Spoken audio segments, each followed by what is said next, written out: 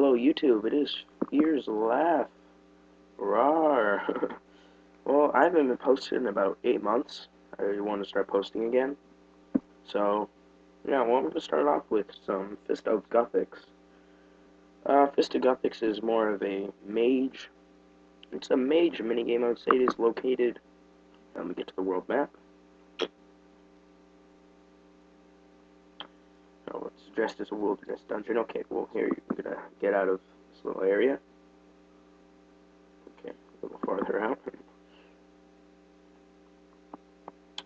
Loading. Alright, well, yeah, I'm gonna start posting again. I think I'm gonna get more than one person on my channel. It's at Gamers Grotto. Yeah, okay, well, I'm gonna get more people on my channel. I'll talk about that once I start playing the minigame. Alright, well, what you want to do to get here, there's multiple ways. I'm not really sure how you get there with the games necklace, because that's more of a member feature. This is a free-to-play commentary guide. Well, what you want to do is teleport to Faldor, or... Okay, one way is teleporting to Faldor. You will teleport right where my mouse is. You're gonna run up right through the front gate, take a right, and at Gamers Grotto. Gamers Grotto, I'll show you how to get in from a minute. From Lumbridge, if you tele home, you want to run all the way, follow the mouse, and you're basically gonna run right back through Faldor into Gamers Grotto. From Varrock, G's was probably where you will be starting, but if you teleport to Varrock, you teleport right in the middle. You want to run left, just keep following the road. When you come down through the little lower passage, you want to cut off the trail and basically go right here. Okay, well, when you arrive in this area, there's 3 mini-games in here. Stealing Creations is members, Clan Wars is a members, and, well, free-to-play and pay-to-play feature, and so is Fist of Guthix. Well, as soon as you walk in, you will see Fist of Guthix on the right. Immediately on the right, you'll know it's there. It's just a portal, and you can enter it. Okay? I'm going to go in a little more. 1 second, let me zoom in. What you're going to do, you're going to come right, or you're going to you're going to arrive right here, and you want to run, to start the minigame, you're going to run straight across here, but for players who are having their first time, there is a fat Jabba the Hutt lady right where my mouse is, right there.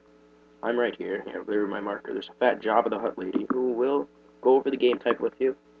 I will access that in a couple of minutes, but first, I just want to show you the location. Okay, well, I'm going to get out of this menu. Excuse me, my voice is a little raspy. I don't know about raspy, but it's just dry. My throat's dry. Okay, so talking about this game type, you do not need any money. You do not lose anything when you die. In the game, you will be given a very unlimited amount of runes. That's why it's a very popular mage game type. Well, here are my stats. I have 96 mage, so this is a huge advantage for me. One of the advantages about playing free-to-play Fist of Guthix, if you're a member, you get paired up with very low players. Sorry, no offense to free-to-play players, but the members tend to be a higher level.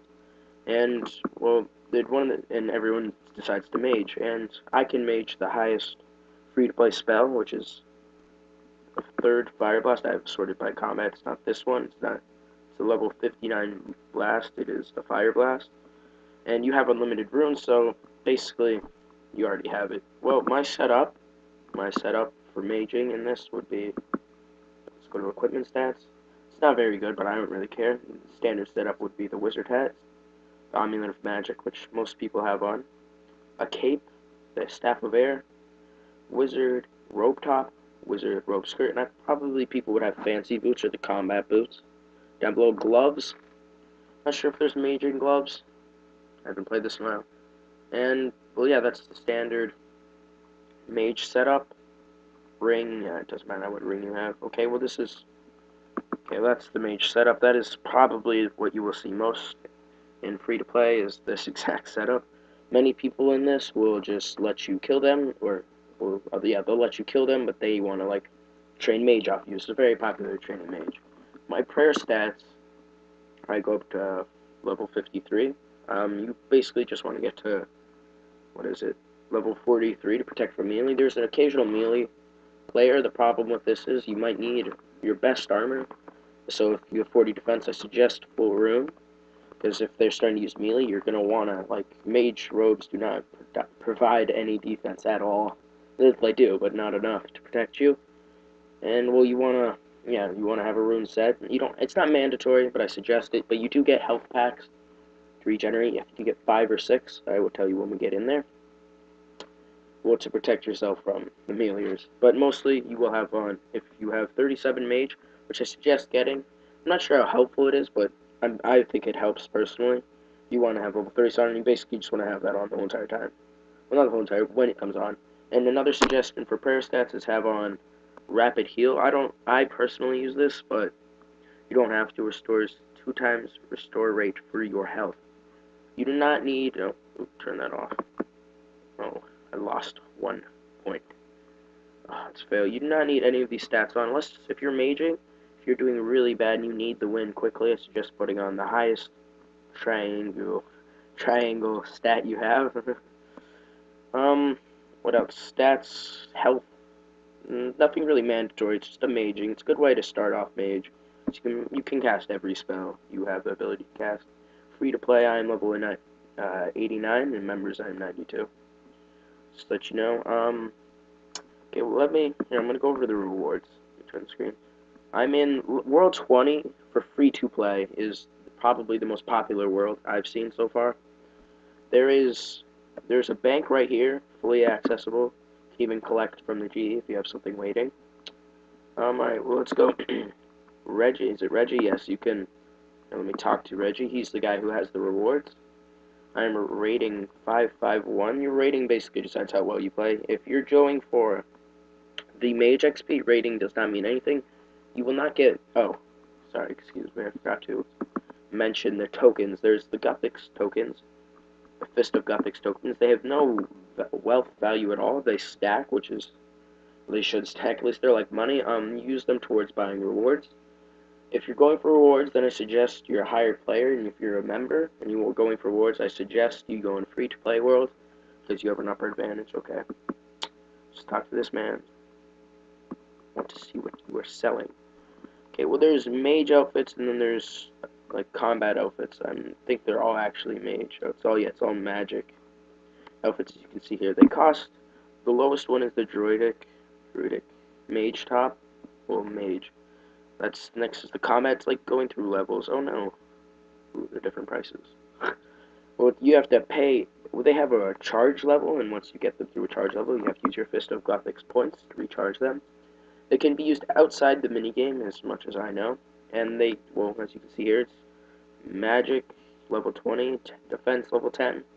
Goes down, it goes down. Then at the purplish blue mage armor, it gets to 60 magic and 50 defense. So that's a little more of the upper players. And now, this is where you get the d'hide coifs. Excuse me. Ooh, royal. That looks nice. So this is more for the ranging section. This, you can charge it. It's not mandatory. When I had my, I think it was the red one, I didn't have it charged for a decent amount of time. Well, I didn't really use it because I used a void setup. Well, the royal d'hide is the best. I'm positive this is member. Okay, that is member. Okay, now we're on to the gauntlets. Gauntlets. Okay, well now there's the bronze gauntlets, the iron gauntlets. Both use those at level 1 defense, so that's not a big deal. Then it upgrades to 5 defense, 10 defense, 20, 30, 40. I think it cuts off right there if gauntlets are free to play. Dragon gauntlets are member, so... Okay, then you have the Adamant Spike Shield, Adamant Berserker Shield, Rune Spike Shield, and Rune Berserker Shield. The Berserker Shields are better than the Spike Shields. They were very popular. They still are. They're a little better than the standard Rune Kite Shield. Okay, now we're on to Irit Gloves. The gloves are more for herbs and pay-to-play. So we're just going to skip right through those. They cut off right here. Swordfish Gloves are basically to eliminate that one spot in your inventory for the harpoon, but they don't have it anymore because I think the tool belt covers that. Well, Swordfish, then they give you double XP for however many catches. I think it's 200 catches. Information. And the information will tell you. Okay, didn't want to tell me. Let's try that again. Okay, well, I think it's 200 catches. Then Shark Gloves, that's more member. You don't need to worry about that. Dragon Slayer, that's for killing dragons. That's also member. As you can see, 70 Slayers a member skill. Then we have air crafting, rune crafting, water rune crafting, earth rune crafting. There's not very bad rewards. It's more of a skilling thing, I should say. Actually, no, it's kind of the last page is more of skills. Okay, well now you see the rewards. Require Fist of Guthix points to buy every single reward and to charge the rewards, as they also have the charging value. Okay, here I'm just gonna, how many tokens do I have? I recently bought the swordfish gloves on my way to 99 range. I'm a free-to-play player right now, but I will be getting membership probably in the next week. Where am I? Fist of Guthix tokens.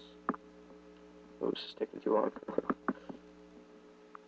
I'm just gonna pause it right here and return when I get to the fat lady. Okay, so never mind. I'm just gonna resume. I only had 3 tokens, so I can't really buy anything of beneficial value. Okay. So this is the first lady. If you try to access the minigame right away, you're not going to be able to. You have to talk to Fiara. Greetings, fears left. Can I be of assistance? You're gonna want to go through. Well, I think it's gonna come up with this question. I have some questions about the Fist of Guthix. And you have this option. It's going to say, can you tell me about the games all again? I'm not going to go through that. Only if you want to. That's going to quickly give you a tutorial of how to play. It's more of a guide. I would suggest if you want to use melee, have a full rune armor set, of course. Okay, well now I'm going to hop into the minigame. Because basically what it is. I'm ranked pretty well. I tend to get paired up with, as you can see, I am level 89, so not many free-to-play players in here. I just look to see what the highest level is. So, Angel's Origin, I don't want to go with you. Or I don't want to go with Sexy Blue Eyes. But people just tend to stack up on the entrance, but not that many people. Everyone must be in a minigame. Okay, well, I'm going to pause it once I start. There's 2 roles, by the way. There's the hunting and the hunted. The hunting, you will be searching around, trying to find someone to kill. You want to kill them as quickly as possible. There's a lot of strategies, which I will talk about a few and show you a few, but not at this exact second. Once this game decides to start, I'm going to pause it. Oh, I quickly forgot to go over. Okay, as you can see, I'm hunting Cyru19 and his charge. Well, this is my charge 0. As you can see, you have a very decent large amount of runes. And, well, I'm going to run through the middle because that's basically where everyone runs. You have your health packs, your teleporting orb. You're not going to need to use them on offense unless you want to teleport to the middle quickly. I don't know what level this person is. It does not tell you. I'm hunting him. The basic strategy to start is you want to stay on the outside of the map. Oh, he's in the middle. A little laggy. So you can see I pick him up. So I'm going to right click, look for there he is. He's level 94. Or basically, he's a little ahead of me. So now I'm just going to destroy him. Standing in the middle, the reason people stand in the middle, let me change the camera angle a little. There's this circle. You can stand on the little outside the circle. It gives you I won't say double the points, but gives you points a lot quicker. It is very helpful. Or most people stand on the outside. And then, as you can see on the mini-map, there's 4 of these squares. You can go inside them, and the hunter cannot chase you through them. And there's a little portal in the middle, and you could use those to escape, basically. Enemy. Okay, well, using the portals, you would transfer to another one of these, and you basically want to get on the outside and run far away. It's a use strategy not to camp in the middle. Well, if that's what you want to do, not camp in the middle. Very high-ranked players use that strategy. You need high health, because standing inside those squares, you lose health quickly. It's like you were burning, basically. Okay, well, as you can see, I'm using my highest Fire Blast. Killing him a little slowly. He's level 94. He's got a little higher health than me. I'm using my runes here. See that they go by very slow.